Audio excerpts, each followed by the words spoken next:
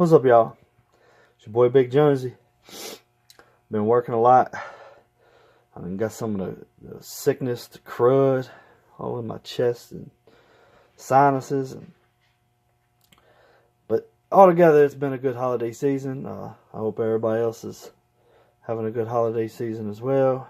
Getting ready to go into the new year. I wish everybody the best. Here's a little video I've been wanting to make for a while.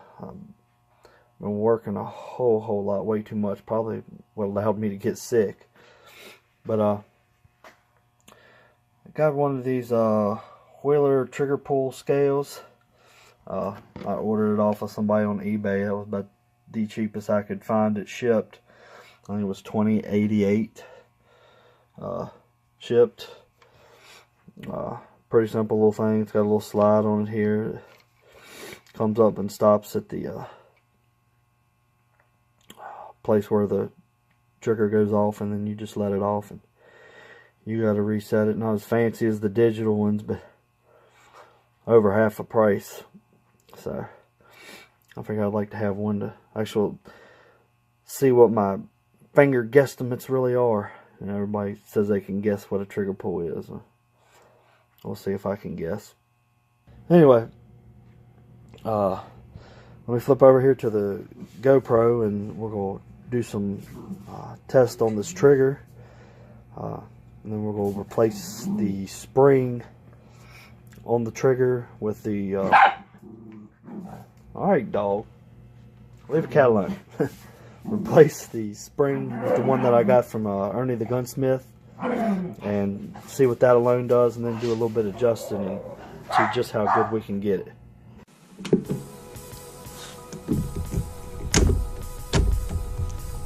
Do a couple trigger pulls on here and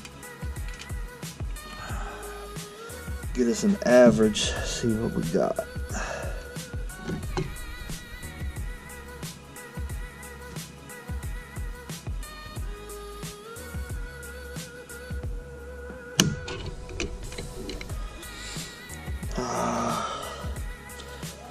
That one's 5 pounds 10 ounces. So a little over, I think they advertise 5.5 pounds. So.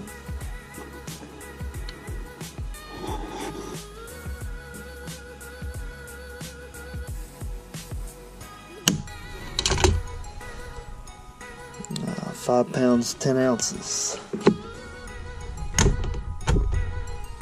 So it looks like probably where we'll be, and I'm pulling back as straight as I can and getting in the center of the trigger there best that I can.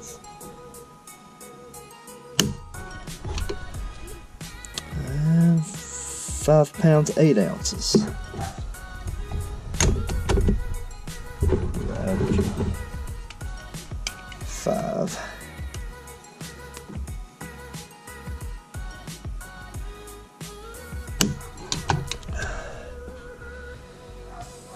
£5 8 ounces. Right. Next 5.8 or 5.10 is the winner. Alright.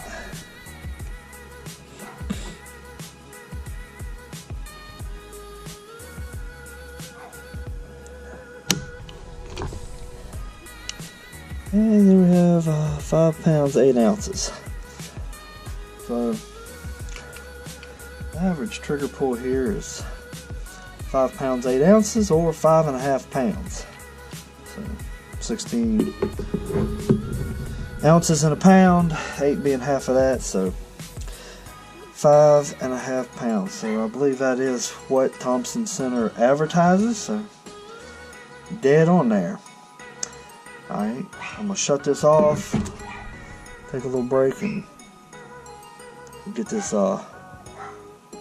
Firearm Specialties, ErnieTheGunsmith.com target trigger spring in there, and see what it does. And for anybody that doesn't know how to take these guns apart, and one thing I forgot to mention, always check and make sure your firearm is unloaded. I definitely had mine checked earlier when I was doing them trigger measurements. But there's 2 Allen heads here. bolts that are 5/32. They are what hold the receiver into the stock. So basically you simply unscrew these, and then the receiver itself, which is what your scope is mounted to, which is what the barrel mounts into, then you'll be able to remove it from the stock. Alright, I'll get this separated and be back and show you how to get the trigger out of it. Alright, here we are with the barrel and the receiver out of the stock. You can see here, this is the spring that we'll be replacing. It's green on mine here. There's 2 nuts on the spring side, and then 1 on the other side of the trigger. The trigger here is all this one piece that goes in here. So this spring is what's determining the pull of your trigger. So as you pull back here, it has to compress the spring here in order to dislocate the sear here. So these are the 2 pieces that are mated together, and as the trigger gets pulled, you're separating these 2, allowing the firing pin to. Alright, in order to get the trigger out and get to this spring, we have to knock the rear pin out that holds the end of the spring up in there. Alright, now to get that little roll pin out, I don't have a punch or anything small enough. I've got some that I use on my AR pins, but they are not small. They're small enough I think I could get it started. So best I could come up with this little teeny tiny little Allen wrench, and I'm going to use a plastic screwdriver to kind of tap on the back of it, so I know I'm not hitting it too hard, and I'm not going to tear up. And I know people are going to say, oh, metal to metal and all this, but it shouldn't be in there too tight. It shouldn't be that big of a deal. Just go kind of tap on through the, I think that's probably pretty far. I can probably grab that by hand. Now, because of the spring, it's going to have a little bit of tension on it. Let's see if I can pull it out. Put this in here.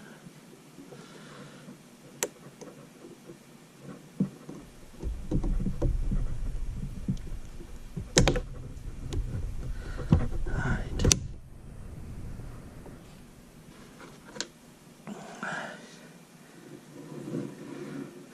Watch out, that pin will come shooting out of there.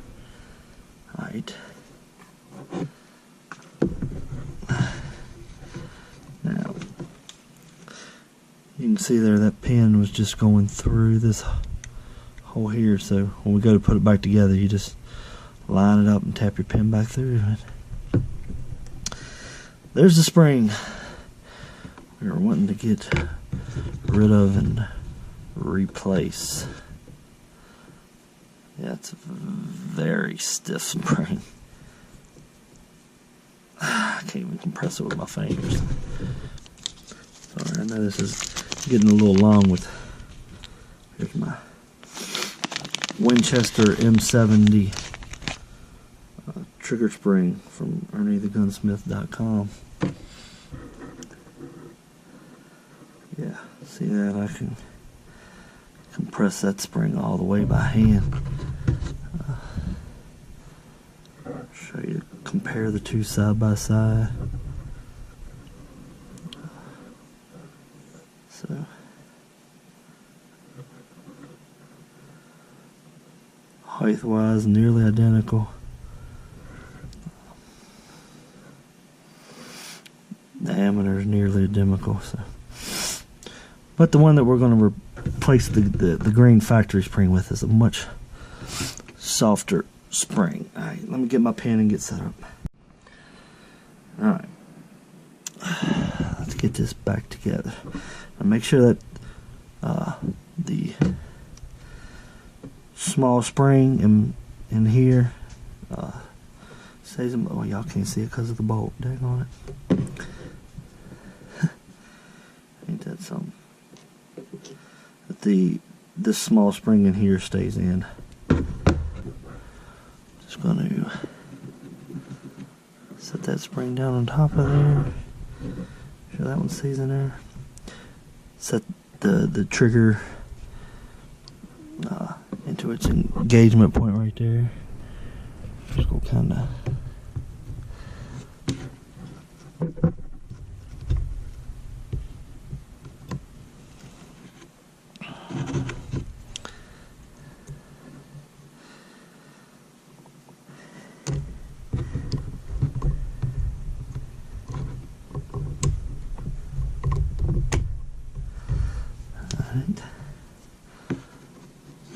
Got that started now. Just go take this little bigger Allen wrench. Wow, that thing shot right in there. Almost went too far. That's crazy. Alright. Push it back in, kind of split the difference there on that pin.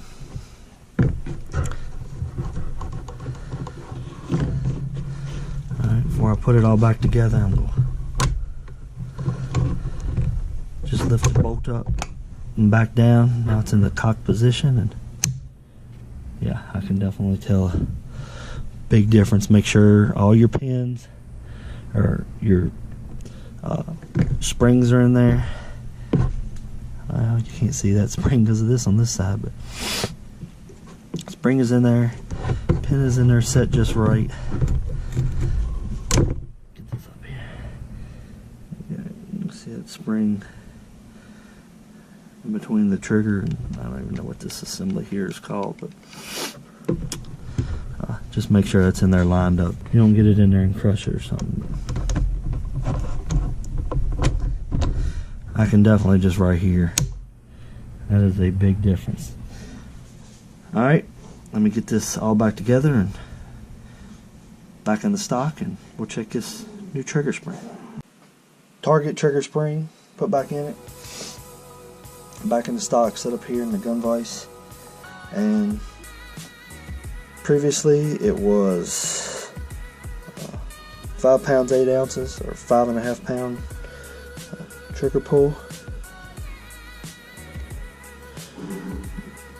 Line up here, smooth and steady.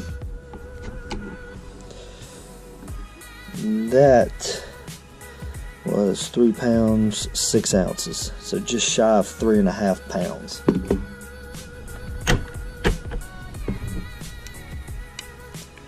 That would be perfect for me.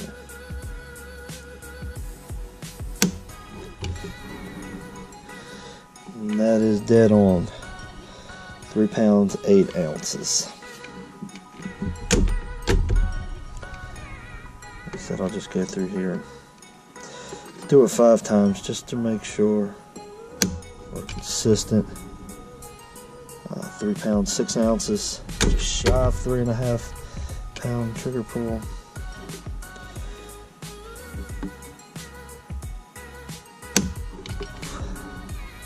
£3 pounds 6 ounces, and one more time, just as a guarantee, right? And that one's dead on 3.5 pounds, 3 pounds 8 ounces. So that, I would say, is a success. Simply by replacing the trigger spring, it cut 2 pounds. We went from 5 pounds 8 ounces to 3 pounds 8 ounces. It doesn't have any creep in it at all. There's no. That's just a good break. I may just go shoot it and see what I get from it there. And I'm going to try the drop test on it. Might do a little, slight little polish, take that trigger back out there and see if there's any machining marks or anything in the trigger, and take some 1000 grit sandpaper and a little buffing compound on the Dremel wheel and see if I can't really fine polish it and really make it super smooth. And then this is a grease that I use. It's recommended by JP Rifles. It's Rydal, non-seize gun grease. A lot of people call this a trigger job in a jar. It's used for triggers, bolts, screws, chokes, keep things from seizing up. Really good stuff. You can get it off eBay for $5.50 shipped, I believe. So, if you want to pick that up, I put a little bit of that on my triggers. Helps keep them smooth. All you need is a teeny tiny little bit. Don't put a lot on there. You end up getting grit and dirt and stuff sticking in them, especially in AR type rifles. But just a very thin little coating on there. This jar will last me my lifetime, I'm sure. Alright, anyway, that's it. It's your boy Bigjonesy. Later, y'all.